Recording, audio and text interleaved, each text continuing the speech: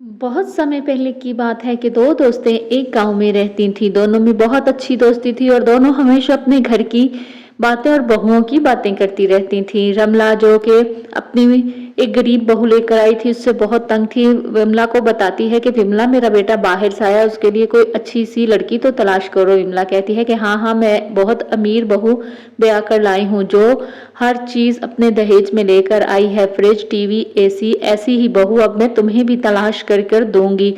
तो विमला कहती है कि हाँ बिल्कुल, मुझे भी एक अमीर बहू तलाश करके दो, मैं तो गरीब बहू से बहुत तंग हूँ। विमला उससे कहती है कि तुम फिक्र ना करो, मैं अब तुम्हारे लिए एक अमीर बहू तलाश करके लाऊंगी। कुछ समय बीतने के बाद वो इसे एक लड़की की तस्वीर दिखाती है और बताती है कि ये बहुत ही अमीर घराने की बेटी है और ये दहेज में सब कुछ लाएगी जो तुम चाहती हो।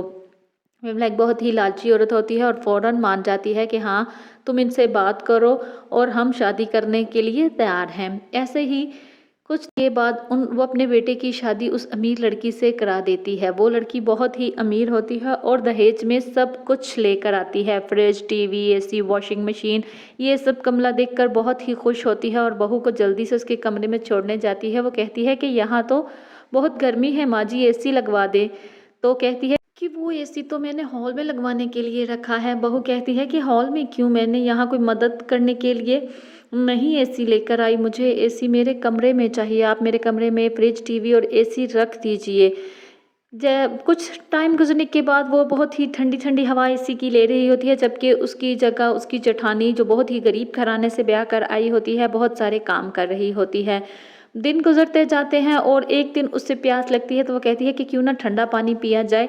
देवरानी की फ्रिज से निकाल कर वो पानी पीती है और कहती है कि वाह, बहुत ठंडा पानी है, मज़ा आ गया पानी पीकर। इतने में वो शॉपिंग करके आ जाती है और कहती है कि तुम यहाँ ठंडा ठंडा पानी पियो और बस मेरे कमरे की सफाई ना करना। कहती है कि देवरानी जी, मैं तो बस अभी करने ही लगी थी आपके कमरे की सफाई। इतने में सासू माँ आ जाती हैं और कहती हैं कि चलो जल्दी करो, हराम तुम तो हो ही गरीब घराने की, चलो इसका कमरा साफ करो और हर कमरे की साफ सफाई अच्छी तरीके से कर दो। वो कहती है कि ठीक है माँ जी, मैं करने लगी हूँ। एक दिन छोटी बहू सिनेमा देखने जा रही होती है तो बड़ी उससे कहती है कि मुझे भी साथ ले जाओ। देवरानी जी, मुझे भी बहुत शौक है फिल्में देखने का, लेकिन मैंने आज तक कोई मूवी नहीं देखी। वो कहती है कि तुम गरीब हो और अपनी शक्ल देखी है, तुम्हें मैं साथ लेकर जाके अपना मजाक नहीं बनवाना चाहती ताकि मेरी सब सहेलियां हंसने लग जाएं। इतने में सासू माँ आ जाती हैं। वो कहती हैं कि हाँ हाँ बहू, तुम जाओ, तुम तो इतनी खूबसूरत हो, तुमने तो हर चीज़ अच्छी लगती है। फिल्म देखनी है। बहू के सास कहती है कि कल मोही तू भी जाएगी फिल्म देखने, तेरी शक्ल है फिल्म देखने वाही, चल जाके काम कर। वो रोने लगती है और जाकर घर का सारा काम करने लगती है। वो बहुत ही गरीब घराने से होती है और उसके हक में बोलने वाला भी कोई नहीं होता। कुछ दिनों बाद दोनों की सालगिरह आती है। दोनों की सालगिरह एक ही दिन होती है। सास जो कि छोटी बहू के लिए बहुत ही खूबसूरत सी साड़ी लेकर आती है और कहती है, बेटा तुम्हें जन्मदिन मुबारक हो और ये साड़ी मैं तुम्हारे लिए लाई हूँ। कहती है कि ये साड़ी आप मेरे जन्मदिन के लिए लाई हैं। तो सास कहती है कि क्यों, तुम्हें पसंद नहीं आई? वो कहती है कि नहीं माँ जी, पसंद है, लेकिन मेरा ये पहला जन्मदिन है तो मेरे घर से मेरे लिए चांदी का सूट बनकर आया है, मैं वो पहनूंगी। वो कहती है, वाह रे, तुम्हारे घर वालों ने तुम्हें सालगिरह पर चांदी का सूट गिफ्ट किया है। ये सब बड़ी बहू सुन रही होती है तो वो भी सास से कहती है कि माँ जी, मेरी भी सालगिरह थी, आपने मुझे तो कोई गिफ्ट नहीं दिया। वो कहती है कि मुझे भी कोई गिफ्ट दे देती तो मुझे अच्छा लगता। सासू माँ कहती है कि क्यों तुम्हें गिफ्ट दूं, तुम्हारे माँ बाप ने कौन सा मुझे खजानों के संदूक दिए हैं जिनमें से निकाल निकाल कर मैं तुम्हारे लिए लाऊं। छोटी बहू कहती है कि अब बातें ना करो, जाकर घर का काम करो, साफ सफाई करो, मेरे दोस्त आने वाले हैं पार्टी में और उनके लिए अच्छा सा खाना बनाओ, डेकोरेशन करो और काम करके यहाँ से निकल जाना। उसके हक में बोलने वाला कोई नहीं था क्योंकि उसका शौहर बहुत दूर दूसरे शहर में काम करता था। वो बेचारी सारे घर की सफाई करती है, सजावट करती है और खाना बनाती है मज़े मज़े का। और फिर छोटी बहू चांदी का सूट पहनकर आ जाती है। सास उसकी कहती है कि तुम तो बहुत ही अच्छी लग रही हो। बड़ी बहू ये सब देख रही होती है और दूर खड़ी होकर खामोशी से अपने नसीबों को कोस रही होती है। वो कहती है कि तुम्हें तो ये चांदी का सूट बहुत खूबसूरत लग रहा है, उस पर तुम हो भी खूबसूरत, तुम्हें हर चीज़ अच्छी लगती है।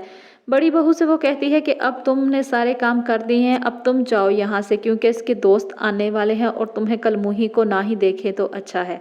वो बेचारी घर से बाहर निकल जाती है और चलती चलती एक जंगल में पहुंच जाती है। वहां एक दरख्त के नीचे बैठकर रोने लगती है कि मैं इतनी काली क्यों हूँ और मैं इतनी गरीब क्यों हूँ, कि मेरी किसी को ज़रूरत नहीं है, मैं बस काम के लिए ही सबको चाहिए होती हूँ। इतने में उसे दूर एक खरगोश दलदल में फंसता हुआ नजर आता है, तो वो कहती है अरे ये तो बेचारा फंस जाएगा और मर जाएगा, मैं इसको बचाती हूँ। वो जैसे ही आगे जाती है और खरगोश को उस दलदल से बाहर निकालती है तो उसका पाँव फिसल जाता है और वो दलदल में गिर जाती है। अब वो ज़ोर ज़ोर से चिल्लाने लगती है कि मुझे कोई बचाओ, मुझे कोई बचाओ।